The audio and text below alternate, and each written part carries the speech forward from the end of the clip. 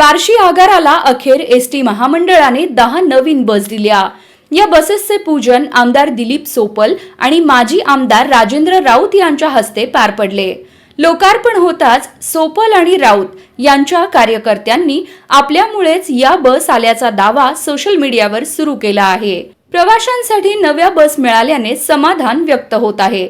असे असले तरी नेमक्या कोणाच्या प्रयत्नाने या बस बार्शी आगारात दाखल झाल्या यावर चर्चा सुरू आहे।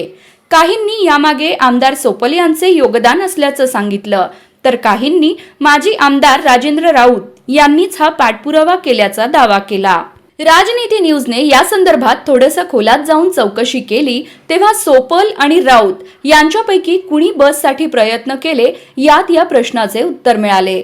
माजी आमदार राजेंद्र राऊत यांनी या बससाठी 2 वेळा तत्कालीन मुख्यमंत्री एकनाथ शिंदे यांच्याकडे निवेदन दिल्याचं समोर आलं। यासाठी त्यांनी एकनाथ शिंदे यांची भेट घेतल्याचे देखील दिसून आले। दुसरीकडे सोपल यांनी देखील बससाठी प्रयत्न केल्याचं बोललं जात आहे। असं असलं तरी स्थानिक प्रवाशांमध्ये मात्र या श्रेयवादापेक्षा आणखी बस कशा मिळवता येतील याकडे लक्ष द्यावे अशी मागणी आहे।